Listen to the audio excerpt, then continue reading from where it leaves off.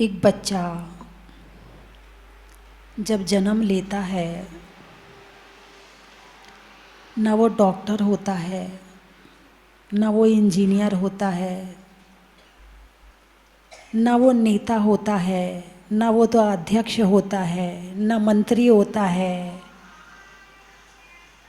न प्रधानमंत्री होता है, न कोई साइंटिस्ट होता है। एक बच्चा बच्चा होता है, एक मनुष्य होता है ना। न वो धर्मात्मा होता है, न वो अधर्मात्मा होता है, न वो भगवान को जानता है, न वो बुरे कामों को जानता है। वो हर चीज़ से अपरिचित होता है। जैसे जैसे उसकी बुद्धि का विकास होता है तो उसके मन में कुछ बनने की भावना आती है। माँ पूछती अपने छोटे से बेटे से, बेटा बड़ा होके क्या बनेगा? मैं डॉक्टर बनूंगा, डॉक्टर। कोई कहता मैं पायलट बनूंगा, पायलट। कोई कहता मैं इंजीनियर बनूंगा, कोई कहता मैं साइंटिस्ट बनूंगा, कोई कहता मैं नेता बनूंगा। कोई ये नहीं कहता मैं भगवान का भक्त बनूंगा, कोई ये नहीं कहता मैं भगवान बनूंगा, कोई नहीं कहता। दो यात्राएं हैं, एक बाहर की और एक अंदर की। दो तरह का जीवन है, एक आँख खोलकर जीने वाला और एक आँख बंद कर जीने वाला। अभी तक आपने आँख खोलकर जीवन जिया है। आँख बंद तो सोने पर ही होती है, उसके पहले नहीं होती है। लेकिन जागते हुए आँख बंद करके कैसे जिया जाता है, एक जीवन वो भी होता है। यदि आपने उस जीवन को जीना शुरू कर दिया, यदि आपने उस दुनिया में जाना शुरू कर दिया जो अंदर की दुनिया है, तो आपको ये बाहर की दुनिया बिल्कुल अलग नज़र आएगी, बिल्कुल अलग दिखने लगेगी। लेकिन जब तक आप अपनी दुनिया में नहीं गए हैं, अपनी दुनिया नहीं, अपनी आत्मा की गहराई में, ज्ञान की गहराई में, ध्यान की गहराई में, तब तक इस दुनिया को ऐसे पकड़े रहोगे जैसे ये कभी छूटेगी नहीं। एक दादाजी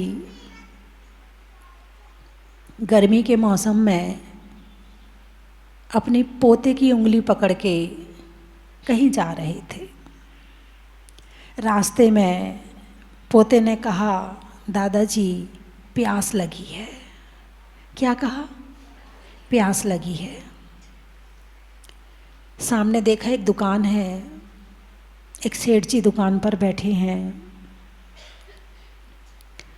दादाजी पहुंच गए, सेठ जी से कहा एक गिलास पानी दे दो।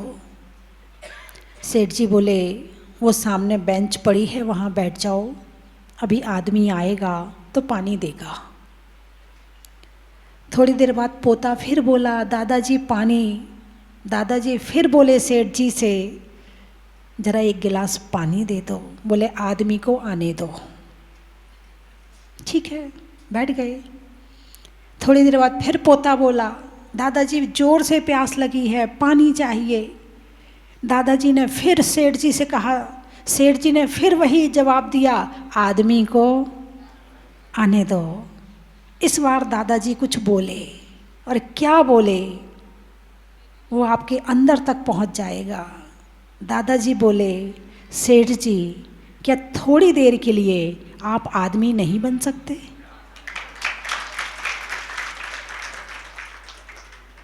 यहाँ कोई सेठ है, कोई नेता है, कोई वकील है, कोई डॉक्टर है, कोई कुछ ना कुछ है, मगर आदमी आजकल ढूंढने से भी नहीं मिल रहा है। मानव, आदमी को क्या कहते हैं? एक शब्द आया ना, मानव। मानव क्यों कहा जाता है?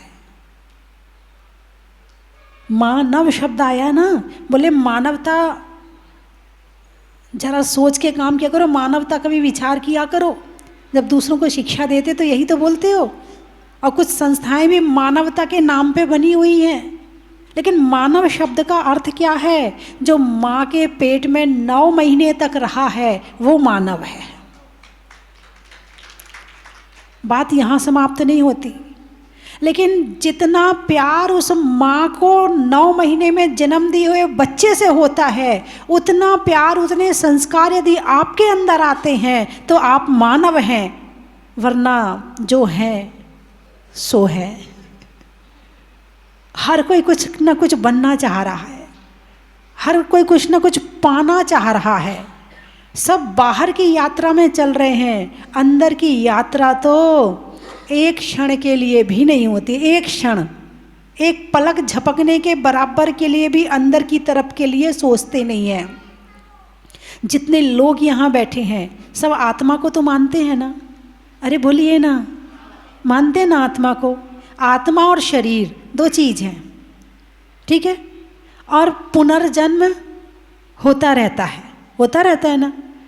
इसका मतलब ये है कि जिस दुनिया में आज अभी आप जी रहे हो, जब इस शरीर को छोड़ोगे तो आपको दूसरे जन्म में जाना पड़ेगा, वहाँ भी एक दुनिया मिलेगी।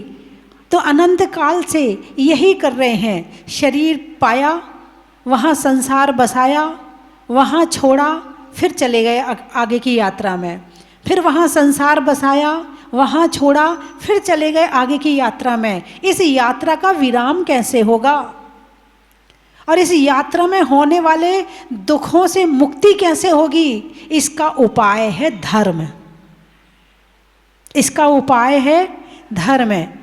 लेकिन वर्तमान में तो केवल जो आँख खोल के दिख रहा है बस वो ही चाहिए, इससे ज़्यादा का कोई सोच है ही नहीं है, इससे आगे की सोच है ही नहीं है। जिस समय पर राम जी का राज्याभिषेक होने वाला था, सारे गांव में, सारे शहर में, सारे राज्य में ढिंढोरा पिट गया कि उनका राज्याभिषेक होगा और कल राजा राम बनेंगे। कैकेयी को पता चला, मंथरा ने कहा देख राम राजा बन रहा है, तेरी तो पूछ रहेगी नहीं, तेरे को कोई पूछने वाला नहीं रहेगा। अब तो कौशल्या का जमाना आ गया, सब उसको ही राजमाता कहेंगे। बस नारी तो नारी है और नारी सब पे भारी है, हैं? नारी तो नारी है और नारी सब पे भारी है। और तिरियाहट प्रसिद्ध है, सुना आप लोगों ने? ये पुराना शब्द है, आजकल के बच्चों ने तो नहीं सुना होगा। तिरियाहट, बालहट, राजहट और योगी हट, 4 हट प्रसिद्ध हैं, है ना? राजा जो हट पकड़ ले तो पूरा करता है, बच्चा जो हट पकड़ ले तो पूरा करता है, और तिरिया यानी स्त्री, स्त्री जो हट पकड़ ले तो वो भी पूरा करवाती है, हैं? तो हट पकड़ ली कैकेयी ने। राज्य किसको मिलना चाहिए? भरत को मिलना चाहिए। राम को पता चला, राम ज्ञानी थे, राम परिवार, समाज, देश सबको समान रूप से प्रेम करने वाले थे। उनका प्रेम राज्य से ज़्यादा जीवों पर था, भाइयों पर था, प्रजा पर था। उन्हें पता चला, पहुंच गए, हमें जंगल जाने की आज्ञा दो। कौन? राम। आप लोगों ने रामायण तो देखी होगी। जब वो जंगल जा रहे थे तो उनके चेहरे पर कोई दुख था, कोई परेशानी थी? उन्हें किसी ने ज़बरदस्ती जंगल भेजा था? अरे बोलिए ना, नहीं भेजा, वो अपने आप चले गए। केवल इतना पता चला कि भरत को जब राज्य मिलेगा और मैं यदि यहाँ रहूँगा तो भरत राजगद्दी पर बैठने वाला नहीं है, वो राज्य नहीं कर पाएगा, इसलिए मैं जंगल जाऊँगा। राम को पता चला, राम ने सोच लिया। सीता को पता चला, क्या सीता को वनवास मिला था क्या? किसको मिला था? राम को।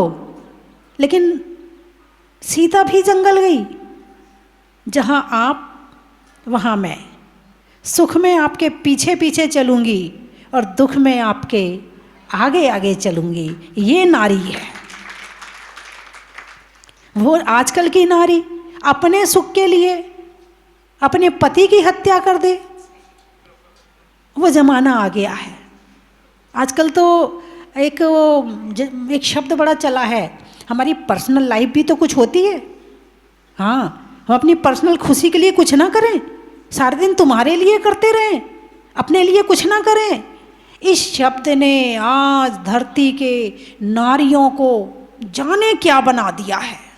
अपनी पर्सनल खुशी के लिए ऐसे कपड़े भी ना पहने, अपनी पर्सनल खुशी के लिए हम होटल भी ना जाएं, अपनी पर्सनल खुशी के लिए हम इन बच्चों के पीछे ही पड़े रहें, इनकी सेवा करते रहें, हम अपने लिए कुछ ना करें। इतना स्वार्थी बना दिया है, इतना स्वार्थी बना दिया है कि चाहे बच्चे की हत्या करवा लो, चाहे पति की हत्या करवा लो, कुछ भी करवा लो अब इनसे, क्योंकि जो स्वार्थी बन गया है वो कुछ भी कर सकता है। और एक वो नारी थी सीता कि जब राम वनवास गए तो पीछे पीछे साथ में गई, नहीं मैं आपको नहीं छोड़ूंगी, आपको अकेला नहीं छोड़ूंगी। जब मैंने 7 फेरे आपके साथ लिए हैं तो चाहे जंगल में रहना पड़े। राजकुमारी थी, महलों में पली थी, महलों में रही थी। और जंगल का जीवन आप जानते हो, जहाँ मच्छर भी होते हैं, सिर पे छाया भी नहीं है, जहाँ सर्दी में सर्दी भी है, बारिश में पानी है, गर्मी में तपन है, वो सब कुछ जानकर भी वो जंगल साथ में गई कि चाहे कुछ भी हो जाए, सुख में भी साथ में हूँ तो दुख में आपका साथ छोड़ने वाली नहीं हूँ। आजकल तो पति से प्यार नहीं है, पति के पैसों से प्यार है। अरे बोलिए ना। हाँ, आजकल पति से प्यार नहीं है। जो पुरानी बैठी है उनकी बात अलग है, आपकी बात नहीं कर रही हूँ, अपने लिए मत लेना। जो ये आने वाली पीढ़ी आ रही है ना, ये उनकी बात कर रही हूँ कि पति से प्यार नहीं है, पति के पैसों से प्यार है। लेकिन सीता ने पति के प्रेम में राज्य को भी छोड़ दिया और राम ने अपने भाई के प्रेम में इतना बड़ा राज्य छोड़ दिया। हो सकता है ऐसा कहीं हुआ, ऐसा दूसरा उदाहरण कहीं? आजकल तो भाई भाई का बंटवारा हो रहा हो तो कोशिश ये रहती कि मैं ज़्यादा ले लूं, वो सोचता मैं ज़्यादा ले लूं। ये है भाई का प्रेम। और कई बार होता भी है कि जब ज़्यादा ले लेते दूसरा भाई भले गरीब हो, वो गरीब ही रह जाता है, और जो अमीर है वो ज़्यादा इकट्ठा कर लेता है। और चलो भाई भाई की तो छोड़ो, भाई बहन में पैसों में लड़ाई हो रही है। भाई बहन में एक उदाहरण सुना था मैंने कहीं कि जो एक बेटा, पिताजी थे, माँ चली गई थी, माँ की भी सेवा करी, बेटा एक ही था, पिताजी बड़ी बीमारी से ग्रसित हो गए। सच्चा उदाहरण है ये। पिताजी बड़ी बीमारी से ग्रसित हो गए तो खूब पैसा दवाई में लगा, खूब पैसा लगा, नौकरी छोड़नी पड़ी, सब उसके पास कुछ नहीं बचा। और वो यहाँ पिताजी की भी डेथ हो गई। अब केवल मकान बचा था बस। बहन बड़े आदमी थी, बहन पैसे वाली थी। उसके बाद भी जैसे ही पिताजी की डेथ हुई, बहन ने केस कर दिया, मकान बिकवाया। भाई मकान से निकल के किराए के मकान में आया और जो पैसा आया उसका आधा हिस्सा लिया। ये है आजकल का प्रेम। ना भाई का प्रेम है, ना बहन का प्रेम है, ना पति पत्नी का प्रेम है। यदि शिक्षा लेनी है और वास्तव में जिंदगी को अच्छा बनाना है तो राम को आदर्श बनाओ, सीता को आदर्श बनाओ, हनुमान को आदर्श बनाओ, और लक्ष्मण को आदर्श बनाओ, और भरत को आदर्श बनाओ। क्या जैसे ही भरत वहाँ नानी के यहाँ से लौट के आया, पहुँच गया जंगल में, मैं नहीं राजा बनूंगा, मैं तो दीक्षा लूँगा, मुझे तो वैराग आ रहा है ऐसे संसार से। ऐसी माँ जिसने आपको जंगल में भेज दिया, ऐसे भाई जो ज्ञानी, ध्यानी, समता परिणामी, क्रोध नहीं करने वाले, गुस्सा नहीं करने वाले, सबको एक नज़र से देखने, ऐसे महान भाई को जंगल में भेज दिया। ऐसी माँ को धिक्कार है। भाई वापस चलो, माँ की तरफ से मैं क्षमा मांगता हूँ। कैकेयी भी आ गई लेकिन राम वापस नहीं गए। क्या कहा? रघुकुल रीत सदा चली आई, प्राण जाए पर वचन न जाई। और आजकल तो अपना काम बनता और भाड़ में जाए जनता। किसी के भले की कोई नहीं सोच रहा है, सब अपने भले की सोचते हैं, मेरा हो जाए बस। और वहां देखो जिनकी पूजा करते हैं, जिनको आदर्श मानते, वो कैसे थे? लक्ष्मण को वनवास नहीं मिला था, लेकिन भाई के प्रेम में, भाई की सेवा के लिए जंगल गया, साथ साथ रहा परछाई की तरह। आज ऐसा प्रेम करने वाला कोई किसी से है? हर व्यक्ति का अपना स्वार्थ जुड़ा हुआ है। कितना भी मित्र हो, अंदर से तो लगता है यदि मित्र ऊपर थोड़ा उठ जाए तो लगता है बस ये तो बेकार है। और या फिर कुछ ले लो इससे, मित्र है तो कुछ काम तो निकालो। हाँ, मित्र बनाए तो कुछ तो ले ला भाई, उधार दे दे, कुछ तो उधार दे दे मुझे। मित्रता निभाना अपनी, यानी मित्रता भी है तो स्वार्थ की है। सीता और लक्ष्मण जैसा प्रेम मिलना बड़ा मुश्किल है, और राम जैसा समर्पण, राम जैसा आदर्श मिलना और भी ज़्यादा मुश्किल है। लेकिन राम की समता ग्रहण करने योग्य है। क्या क्या कहा मैंने? समता, सम। राज मिल रहा था तो भी कोई बात नहीं, और जंगल मिल गया तो भी कोई बात नहीं, दोनों में बराबर। ऐसा नहीं है कि राज्य मिल गया तो खुश हो रहे हैं और वनवास मिला तो रो रहे हैं बैठ के, नहीं। ना राज्य मिलने की खुशी, ना जंगल जाने का दुख। दोनों में जो समान रहता है वो ही अपने जीवन को अच्छा बना सकता है, वो ही अपने जीवन में बड़े निर्णय ले सकता है, और वो ही अपना हित कर सकता है, और वो ही औरों का हित कर सकता है।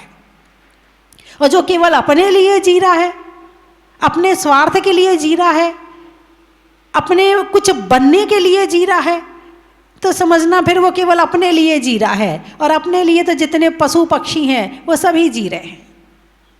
उनके अंदर योग्यता नहीं है कि वो किसी का उपकार कर सकें। एक मनुष्य ही ऐसा प्राणी है जिसके अंदर अपने साथ साथ औरों के उपकार की योग्यता होती। योग्यता करना बात अलग है, योग्यता होना अलग बात है। तो योग्यता मनुष्य में है, और मनुष्य बनकर भी वो काम नहीं किए तो समझना फिर वो मानव नहीं है। 24 घंटे हम कुछ हैं मतलब या इंजीनियर हैं या डॉक्टर हैं या कुछ हैं, ठीक है। ऑफिस से आए घर तो अब तो कुछ नहीं हो। ऑफिस से जब घर लौट के आई, डॉक्टर है, अपने क्लिनिक से वापस आ गया, अब क्या है? अब तो मानव है? नहीं, अभी भी नहीं है। कोई मम्मी है, कोई पापा है, कोई चाचा है, कोई ताऊ है, कोई मौसी है, कोई बुआ है, कोई भतीजी है, अभी भी कुछ ना कुछ है। इससे अलावा आप अपने आप को एक मानव के रूप में, एक आत्मा के रूप में बैठकर देखो, और फिर उसका ध्यान करो, और फिर अपना पूर्व और भविष्य देखो कि मैं क्या था, क्या हूँ, और मैं क्या कर रहा हूँ, और आगे क्या बनूंगा। तो ये सत्यता समझ में आएगी कि जीवन अब कैसे जीना है। और जब तक केवल आँख खोलकर इसी में उलझे रहोगे तब तक सत्य नजर आने वाला नहीं है। आपने रामायण देखी हो तो रामायण में आपने कई बार देखा होगा, राम जंगल में बैठकर ध्यान करते थे। याद है आपको? आपको और सीन तो याद होंगे, ये सीन याद है कि नहीं है? अरे बोलिए ना। नहीं है। जो करते नहीं है वो कहाँ से याद होगा? जो करता होगा उसे याद होगा। कहाँ जाकर नज़र टिकती है? जिस पर इंटरेस्ट होता है, जिसमें रुचि होती है। सीता ने कैसे कपड़े पहने, सीता ने क्या किया, ये इन पे रुचि रही, वो कैसी लग रही थी, राम ने क्या किया, इन पे रुचि होगी। लेकिन राम जंगल में बैठकर भी ध्यान करते थे। और जब कौशल्या दुखी होने लगी कि तू जा रहा है जंगल में, वहाँ कुछ भी नहीं होगा, तब राम पता क्या बोले थे? माँ, यदि मैं राज्य में रहता तो इतने संतों के दर्शन नहीं होते। यदि मैं राज्य में रहता तो मुझे इतना संत समागम प्राप्त नहीं होता, उनके उपदेश नहीं मिलते। अब मैं जंगल में जाऊंगा तो मुझे संतों का समागम मिलेगा, मुझे उनके उपदेश मिलेंगे, मुझे उनका सानिध्य मिलेगा। इससे ज़्यादा मुझे और क्या चाहिए। आजकल तो पैसा ही पैसा है, युग जाने कैसा है। क्या पैसा ही पैसा है, चोरी से, डकैती से, बेईमानी से, कैसे भी आए, बस पैसा आना चाहिए। मैं तो कई बार ये सोचती हूँ, यदि पैसा साथ ले जाने की वस्तु होती कि मरने के बाद जो तुमने तिजोरी में इकट्ठा किया है, अब तो तिजोरी भी नहीं, बैंक में रखा, वो भी तुम्हारे पास नहीं है। ना सोना तुम्हारे पास है, ना नोट तुम्हारे पास है। अब तो तुम्हारे पास, अब तुम पहन भी नहीं पाते हो, कोई छीन के ना ले जाए। तुम इकट्ठा तो कर रहे हो, भोग भी नहीं कर पा रहे हो। ना खा पा रहे हो, ना पहन पा रहे हो, ना रख पा रहे हो। ना रखने का सुख है, ना भोगने का सुख है, ना देखने का सुख है। अब तो केवल दिमाग में पैसा है कि हाँ बैंक में रखा है, बस खुश हो गए हैं। तो कई बार मैं सोचती हूँ, यदि ये पैसा साथ में ले जाने की चीज़ होती तो क्या होता, फिर क्या होता। अरे बोलिए ना, तुम्हारे लिए बचता क्या, तुम्हारे बुजुर्ग ले गए होते। तुम्हारे लिए कुछ नहीं बचता है। जो साथ में जाना नहीं है, जो साथ में रहना नहीं है, जिसका भोग नहीं कर पा रहे, उसके प्रति इतना प्रेम। ये बात राम समझते थे, इसीलिए पैसे को उतना ही दूर रखते थे और रिश्तों को उतना पास रखते थे। क्योंकि साथ में तो कुछ जाना है नहीं है, जो मिला है उससे उपकार कर लो। क्या कर लो? अपना भी भला कर लो, औरों का भी भला कर दो। वर्तमान समय में, आने वाली पीढ़ी में और ज़्यादा ये बीमारी बड़े रूप में आ रही है, और बड़े रूप में आ रही है। बस कमाई करना शुरू करते हैं, उन्हें ऐसा लगता है एक दिन में करोड़पति बन जाऊं, एक दिन में कोठी आ जाए, एक दिन में बंगला आ जाए, एक दिन में गाड़ी आ जाए, एक दिन में सब हो जाए। और वो छोटा सा बच्चा, जैसे ही तुम घर में आते हो, मुझे पता है जब मेरे पास सामने तो लोग आके बैठते हैं और छोटे छोटे बच्चे होते हैं, तो गाड़ी की चाबी बच्चे के पास होती है। तुमसे ज़्यादा मोह उस बच्चे का जुड़ गया है। अब वो बड़े होकर क्या करेगा? अरे बोलिए ना, उसकी वो भी अभी से गाड़ी, मोटर, बंगले के सपने देख रहा है। मिलेगा तो खुश और नहीं मिलेगा तो दुखी। मतलब इनकी खुशी और इनका प्रेम केवल वस्तुओं से है, ना जीवों से है, ना प्रेम से है। पहले लोग खिला के खुश होते थे कि हमारे घर में कोई आ जाए तो हमें बड़ा अच्छा लगेगा, और खिलाने में उनका इंटरेस्ट होता था। अब कि कोई घर लेके आ तो जाए, वो नारी के जीवन में डिस्टर्ब हो जाता है, उसका मोबाइल छूट जाता है, उसका सीरियल छूट जाता है। कोई आ तो जाए, बाद में जो लाया है उसकी जो क्लास लगती है,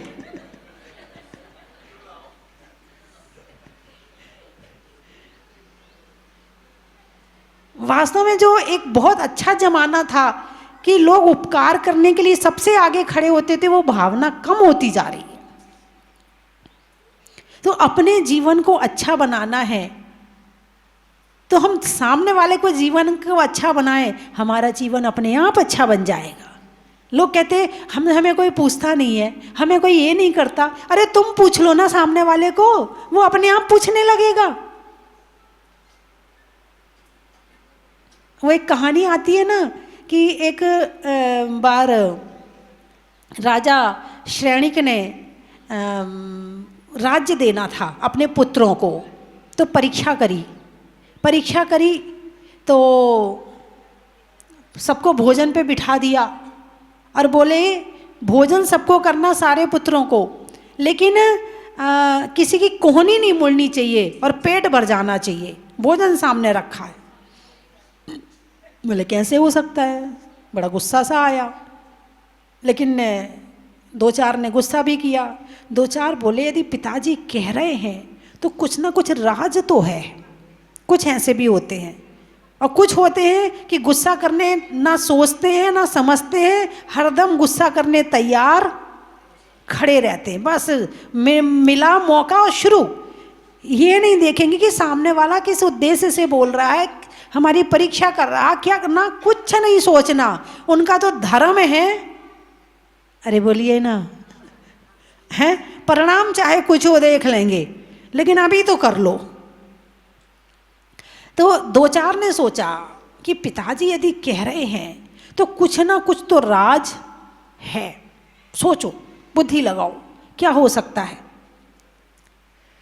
तो जो श्रेणिक था, श्रेणिक ने अपनी थाली में से उठाया और सामने वाले भाई को खिला दिया। कोहनी भी नहीं मुड़ी और उसका पेट भी भर गया। अब सामने वाले ने सोचा कि जब ये मुझे खिला रहा है तो मैं भी इसको खिला दूं। उसने उसको खिला दिया।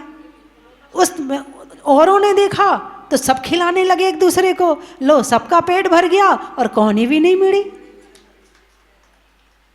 कर भला हो भला। हमेशा भला करने की सोचो, अपने भले की मत सोचो। जो अपने भले की सोचता है, हो ना हो ये कोई गारंटी नहीं है, मगर यदि तुम दूसरों के भले की सोचोगे तो तुम्हारा भला अपने आप हो जाएगा। बात समझ में आई कि नहीं आई? अपने लिए सोचने वाला मानव नहीं। माँ किसके लिए सोचती है? अपने बच्चे के लिए। एक रसगुल्ला रखा होगा तो क्या सोचती है? बेटी को खिला दूंगी, कोई बात नहीं मैं नहीं खा रही, बेटी को खिला दूंगी। बोलिए हाँ या ना? माँ ने किसके लिए सोचा? बच्चे के लिए। ऐसी भावना, माता जैसी भावना सबके मन में आ जाए तो ये भारत स्वर्ग बन जाए।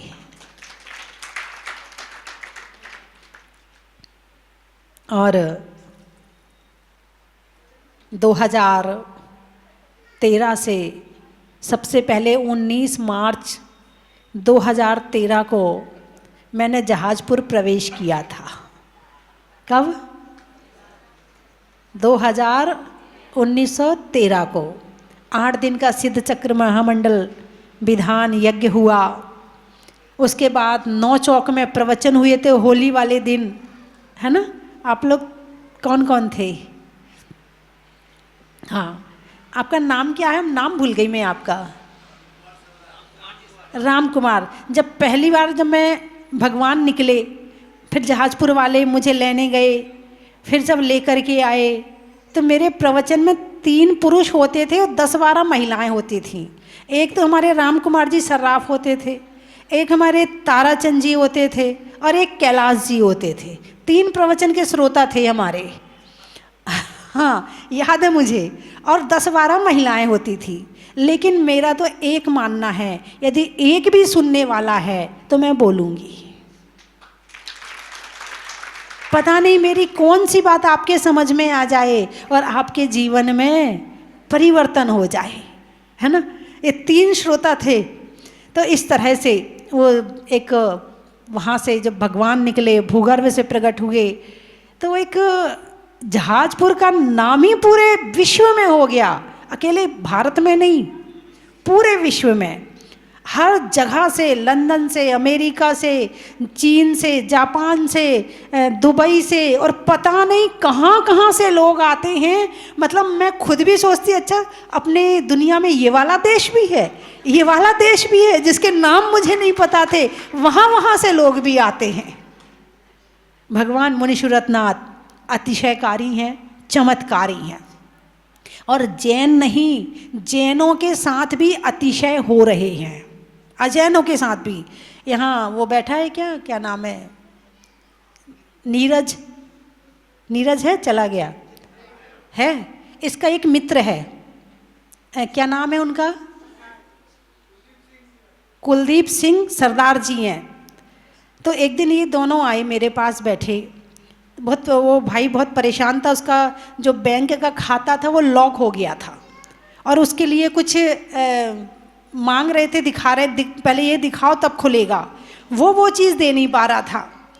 तो बहुत परेशान था, करीब 20-30 लाख रुपए थे और उधारी भी उसे बहुत देनी थी। कह रहा था मकान बेचना पड़ेगा तब चुका पाऊंगा यदि ये खाता नहीं खुला तो। ये दोनों आए मेरे पास, बहुत परेशान थे, बैठे रहे, थोड़ी देर बैठे रहे, सब चले गए। तब इन्होंने अपनी बात मुझे बताई। मैंने कहा ऐसा करो, आप एक श्रीफल भगवान को और एक श्रीफल देवी माँ को चढ़ा दो और निवेदन कर दो। इन्होंने निवेदन किया, नीचे आए और आकर बोले एक बार खोल के देख तो सही ओपन हुआ कि नहीं हुआ। और खोल के देखा तो बिना कुछ किए और वो बैंक का खाता ओपन हो गया। ऐसे एक नहीं, मैं 50 अतिशय जहाजपुर वालों के बता दूंगी, 50। तो ये भगवान हम सबके सुख के लिए निकले हैं, हम सबकी खुशी के लिए निकले हैं, हम सबका भला करने के लिए निकले हैं। जब भगवान स्वस्ति धाम में गए थे तो मुंह कहाँ था? उत्तर की तरफ, सड़क की तरफ। याद है ना आप लोगों को? उत्तर की तरफ था। भगवान वहाँ पहुँचे और 6 महीने साल भर के बाद में जो रोड थी वो क्या बन गई? NH बन गई। नज़र कहाँ पड़ी? सड़क पर। सड़क क्या बन गई?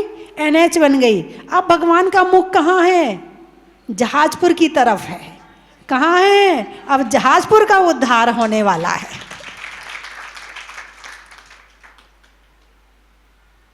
तो भगवान जब से निकले हैं तो एक नहीं लाखों लोगों का भला हुआ है। एक नहीं, लाखों लोगों का।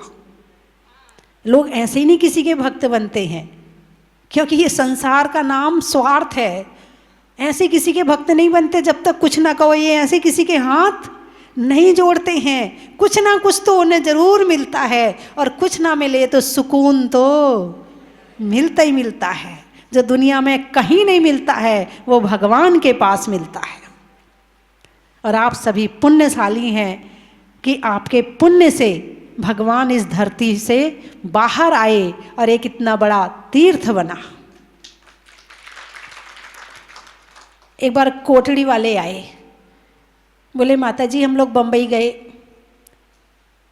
तो हमने वहाँ कहा कि हम लोग कोटड़ी से आए। बोले कोटड़ी कहाँ है? बोले जहाजपुर के पास है। पहले भीलवाड़ा के पास थी कोटड़ी।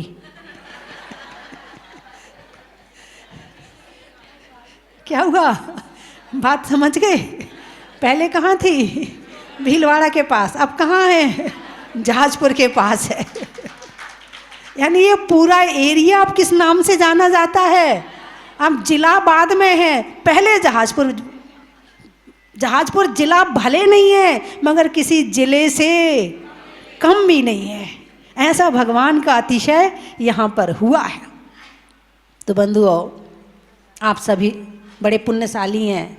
मैंने कई बार कोशिश करी कि आप बाहर खड़े हैं, आप भी हमेशा आते हैं। हाँ, हमेशा आते हैं। भले पाँव में थोड़ी दिक्कत है आपके, मगर पति और पत्नी दोनों आते हैं और दूर से ही हाथ जोड़कर जाते हैं, मगर आते ज़रूर हैं भगवान के चरणों में। अभी भी देखो अंदर नहीं आ पा रहे तो बाहर से खड़े होकर सुन रहे हैं, वहाँ बैठे हुए हैं। तो बंधुओं, भगवान की भक्ति से कर्म कटते हैं, भगवान के दर्शन से कर्म कटते हैं, लेकिन वो भक्ति, वो दर्शन सच्चा होना चाहिए, उसमें मिलावट नहीं होनी चाहिए, उसमें बिल्कुल ऐसी हो प्योर, तो कर्म अवश्य ही कटेंगे। और आप तो प्रभु के दर्शन करो, बाकी तो प्रभु के ऊपर छोड़ दो। हमारा काम तो पुरुषार्थ करना है, फल हमारे हाथ में नहीं है ना। तो मैंने कई बार विचार बनाया कि जहाजपुर में कुछ जाके करूं। कभी बारिश आ गई, कभी गर्मी, कभी ठंडी। अब मुझे तो पैदल चल के आना है ना तो ये पीछे में कई बार हो जाता था, नहीं आ पाई। लेकिन अब मेरा जब बिहार हुआ तो मुझे कल जाना था, 30 तारीख को निकलना था, लेकिन वो एक बम्बई वालों का विधान था, तो काफ़ी लोगों ने आके वहाँ पूजा करी, इसलिए मेरा रुकना कल भी हो गया। तो फिर मैंने सोचा 30-31 की शाम को निकलूँगी तो 31 की सुबह निकल जाऊँ।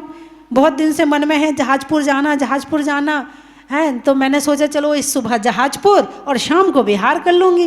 तो ऐसा विचार बनाया। फिर मैंने अपने कमेटी से कहा, फिर मैंने व्यापार मंडल वालों को बुलाया, मैंने कहा ऐसा ऐसा मेरा विचार है। बोले माता जी बहुत अच्छा लगा। और बच्चों के संस्कार के लिए, क्योंकि आजकल बच्चों में मोबाइल का, फैशन का और प्रेम की बीमारी का बहुत ज़्यादा चल रहा है, तो इन बच्चों में संस्कार कैसे आए, उसके लिए यदि कोई शिविर इस जहाजपुर में लगाना हो बच्चों के लिए तो मैं तैयार हूँ। गर्मियों में छुट्टियाँ भी होती हैं, उसके जो ट्रेनर बुलाने होंगे हैं, स्मार्ट गर्ल और स्मार्ट बॉय इस नाम से शिविर लगाते हैं। स्मार्ट गर्ल तो उसमें केवल लड़कियां आएंगी और उसमें लड़कियों को शिक्षा दी जाएगी कि कैसे अपने जीवन को सुरक्षित रखना है, और स्मार्ट बॉय कि कैसे आपको अपना कैरियर अपना अच्छा बनाना है। यदि इस तरह का कोई कार्य करना हो तो मैं तैयार हूँ, क्योंकि मैं संस्कार देने में ज़्यादा वो रखती हूँ कि भाई यदि हमने 200 लड़कियाँ भी बुलाई और 50 लड़कियाँ भी संस्कारित हो गई तो बहुत बड़ा काम हो गया। यदि इस तरह का कोई शिविर आदि रखना हो, कहाँ है वो व्यापार मंडल के अध्यक्ष जी, कहाँ बैठ गए जाके व्यवस्था करने? अच्छा यही है ना। और आप लोग जहाजपुर में और भी कोई सब इकट्ठे होके चर्चा कर लेना। इस तरह का कोई शिविर लगाना हो तो मैं तैयार हूँ, और किसी तरह का और भी कोई कैंप लगाने हो तो भी मैं तैयार हूँ। जहाजपुर के लिए मेरे से जो बनेगा मैं ज़रूर करूँगी। हालांकि मेरे पास में 5 पैसे भी नहीं है। हाँ, मेरे पास में क्या केवल ये पिच्छी है, वो कमंडल है और शास्त्र है। 3 चीज़ के अलावा मेरे पास में कुछ भी नहीं है, ना मैं अपने पास रखती हूँ। सारा जो कुछ है सब भक्तों का है। लेकिन फिर भी प्रेरणा से यदि कार्य हो सकता है तो उसके लिए मैं तैयार हूँ। ठीक है, बच्चों के संस्कार के लिए कोई शिविर लगाना हो आप लोग तैयारी करें। डेट मैं बता दूंगी आपको, और उस हिसाब से जो भी आप कहेंगे, ट्रेनर पूना से आएंगे और भी कोटा से आएंगे, वो सब बुला दूंगी। यहाँ की सारी व्यवस्थाएं करवा दूंगी। यहाँ पर स्कूल आदि आप लोग ले लेना और वहाँ की व्यवस्थाएं सारी करवा दूंगी। तो सबसे पहला प्रोग्राम तो मेरा जहाजपुर के लिए मेरी प्रेरणा से ये है,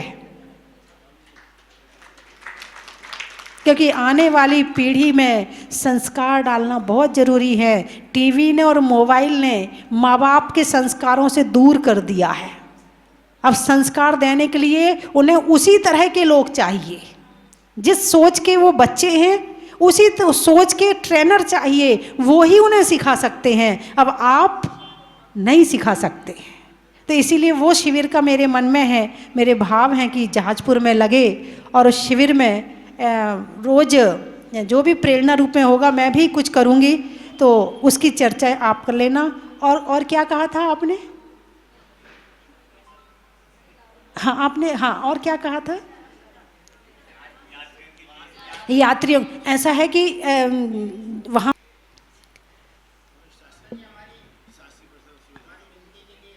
चतुर्मास के लिए इतने सारे चतुर्मास हो तो गए। चलो अभी समय काफ़ी है चतुर्मास के लिए। शास्त्री परिषद का शिविर लगेगा।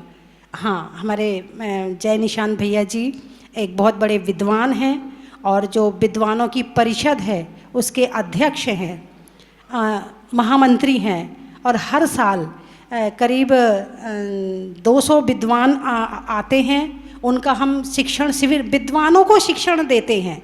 आप जो हैं तो बड़े बड़े विद्वान बुला करके छोटे विद्वानों को शिक्षण देते हैं। तो करीब 4 साल से 5 साल से वो शिविर अपने पास ही लगता है, तो वो हर साल लगता है। तो आज अभी आए हैं कुछ शिविर के लिए आगे की जानकारी के लिए कि कहाँ लगाना, कैसे लगाना। पिछले साल केशव राय पाटन में लगा था, है ना। तो मैं तो चाहती, मुझे तो ऐसा लगता पता नहीं क्या कर दूँ सबके लिए। यदि कोई वो होती ना रिद्धि सिद्धि वाली, तो बस हाथ घुमा के तथास्तु तथास्तु।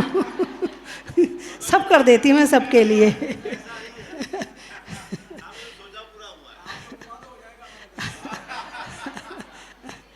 तो जहाजपुर में भाई बुलाते रहा करो मुझे, मुझे अच्छा लगता है। हाँ, आप लोग जुड़े रहोगे तो मुझे अच्छा लगता है ना। चलिए, चलने में पात का, मित्रों में सात का, और तीर्थंकरों में 20वें तीर्थंकर मुनि सुव्रत नाथ का। पंखा में झलने का, बच्चों में पलने का, और जहाजपुर से भगवान के भूगर्भ से निकलने का। किसान में खेत का, देखने के लिए नेत्र का, और जहाजपुर में बनने वाले अतिशय क्षेत्र का। छोड़ने में आसक्ति का, करने में अभिव्यक्ति का, और करने में मुनिसुव्रत नाथ भगवान की भक्ति का। चंद्रमा में गुरुत्वाकर्षण का, भौतिकता में आकर्षण का, और भगवान मुनिसुव्रत नाथ जी के दर्शन का। गाने में सुर का, नृत्य में नूपुर का, और भारत में अब जहाजपुर का। चेहरे में नैना का, बोलने में मीठे बैना का, और आने वालों में मुरैना का। वृक्ष में बड़ का, बड़ की जड़ का, और आने वालों में टीकमगढ़ का। नहीं करने में गड़बड़ का, बुढ़ापे में बड़बड़ का, और आने वालों में नवागढ़ का। और कहाँ से आए? आज तो सब गांव में ही रह गए, सारे वहीं क्षेत्र पे रह गए, भीलवाड़ा से। महिलाओं में कड़ा का, भोजन में बड़ा का, आने वालों में भीलवाड़ा का। सिलीगुड़ी, अच्छा। पंगत में पूड़ी का, पंगत में पूड़ी का, महिलाओं में चूड़ी का, और आने वालों में सिलीगुड़ी का। और तो कोई नहीं बैठा। मेरठ, वृक्षों में बट का, लुहार में खटखट का, और आने वालों में मेरठ का।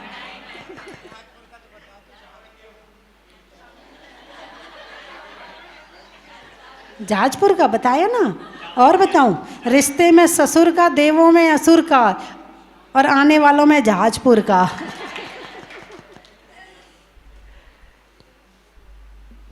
बोलिए 24 भगवान की का।